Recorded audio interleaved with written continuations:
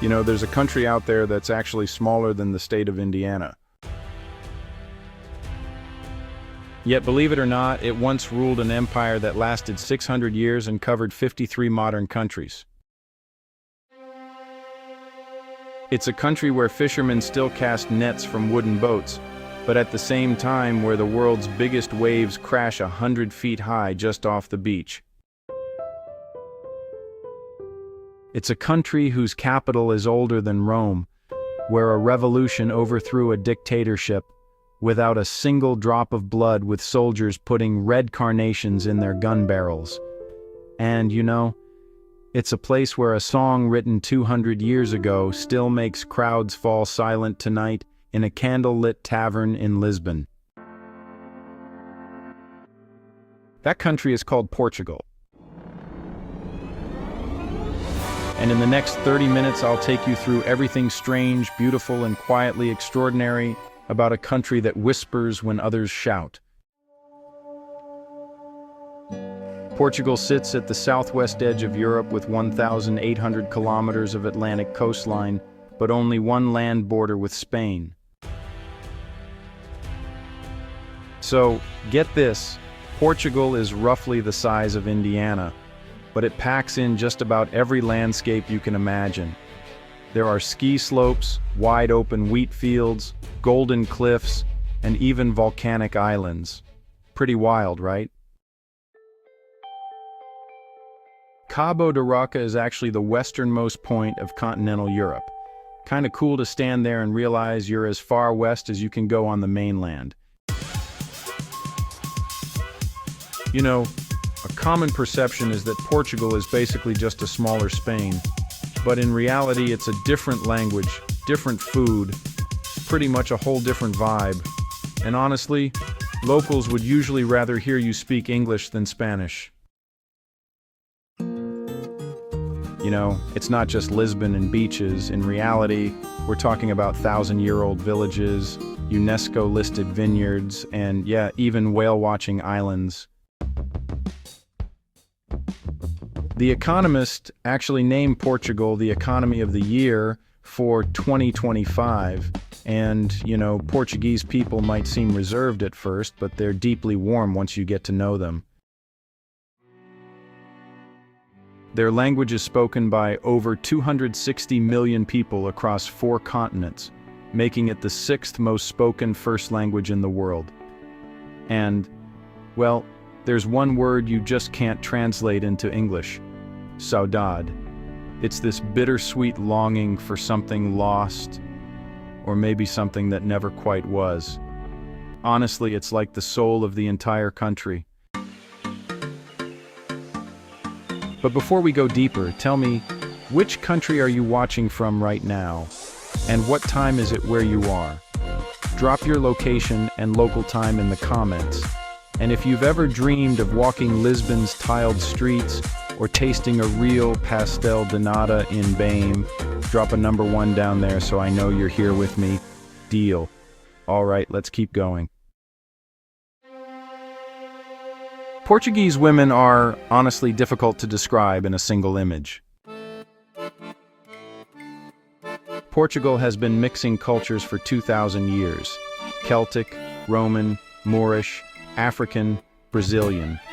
What emerged isn't one beauty, but a quiet strength. Most Portuguese women have dark hair and warm brown eyes, sun-touched skin from centuries of Atlantic light. In the northern regions, women still wear Tré Portuguese, a traditional dress featuring these elaborate gold filigree collars that once signaled family wealth. Their style today is best described as elegância discreta, or quiet elegance. For centuries, women were called a cunadeira, the pillar of the home. But that's not the full story.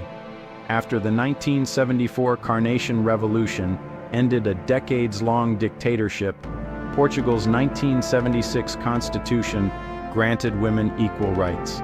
Today, roughly 40% of the Portuguese parliament is women. Amália Rodrigues, born poor and working the fruit markets of Lisbon, became the queen of fado and performed at Carnegie Hall. When she died in 1999, Portugal declared 3 days of national mourning, which was totally unheard of for an artist. There's a tradition unique to Portugal, Coração de Havana, a golden filigree heart passed from mother to daughter across generations. Another is Que Alentejano, collective singing performed mostly by women in the Alentejo Plains and inscribed by UNESCO as Intangible Cultural Heritage in 2014.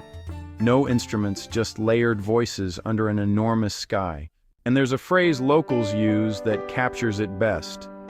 Resiliencia silenciosa, quiet resilience, the kind that carries a family through a dictatorship and never asks for credit. Which quality of these women reminds you of someone in your own life? Comment below. Number 3, when the sun sets, a different country appears. Night in Portugal arrives late. Dinner at 9 p.m. Bars fill after 11. And clubs, well, they really peak at 2 in the morning. It's a rhythm Portuguese call calma. At 9:30 p.m., the city truly comes alive. In June, golden light still bathes Lisbon's tiled facades, the famous blue and white azulejo. From Miradouro de Senhora Dante, you can see Seven Hills and the Tees River in warm amber. Somewhere below, a guitarra portuguesa, a pear-shaped 12-string instrument found nowhere else, begins to play. In Alarm, where Fado was born 2 centuries ago, small casad houses fill.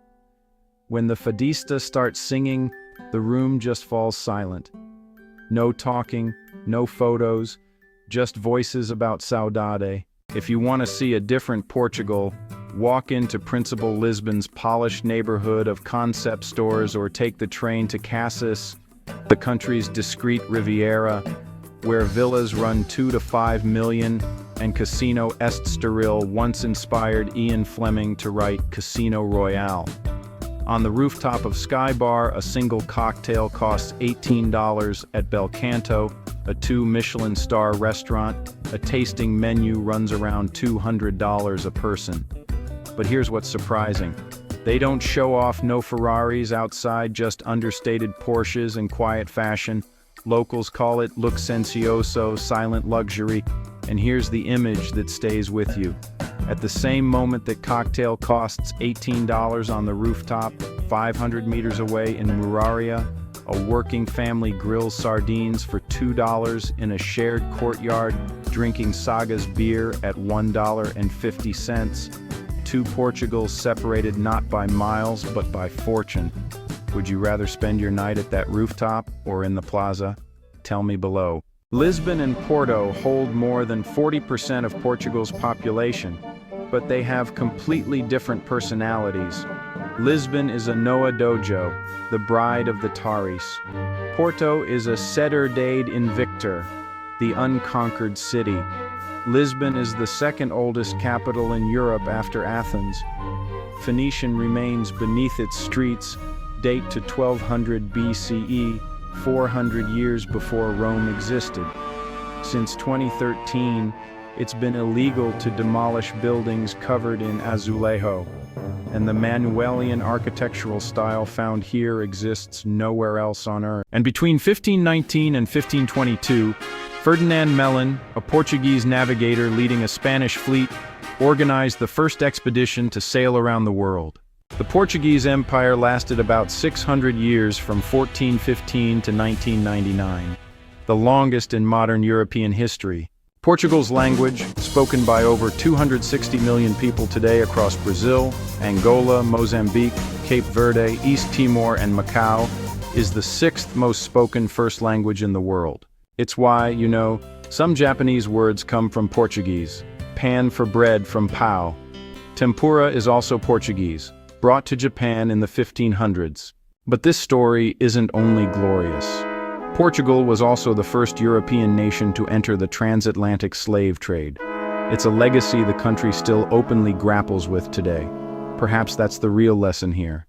A small country can leave enormous footprints, both proud and painful. No country is perfect. Portugal, as peaceful as it is, has its own struggles and it doesn't try to hide them.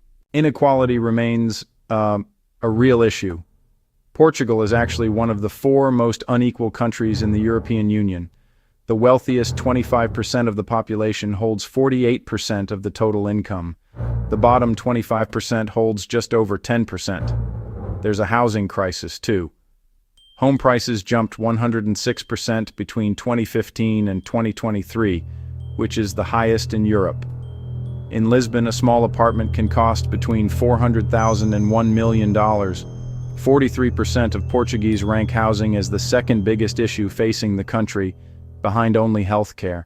Homelessness has risen 76% in 4 years, from around 8,200 people in 2020 to over 14,400 in 2024.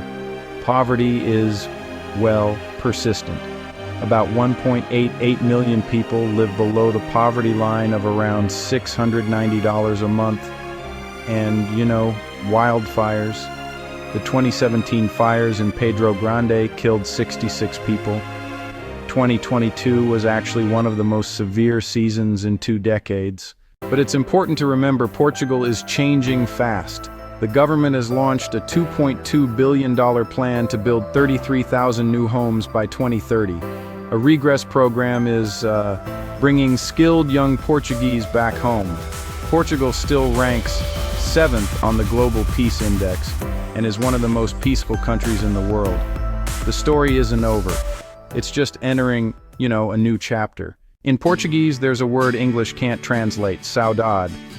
The closest translation, bittersweet longing, kind of misses the point. It's the feeling of missing something you may never see again, and being grateful you had it at all. Saudade is the soul of fado, the melancholic oral tradition born in the working-class neighborhoods of Alfama and Moraria around 1820. A fadista sings, a Portuguese guitar answers, songs of lost love, of the sea, of fate. UNESCO recognized fado as intangible cultural heritage in 2011. Then there's Fatima, the third largest Catholic pilgrimage site in the world. In 1917, 3 shepherd children reported that the Virgin Mary appeared to them 6 times over 6 months.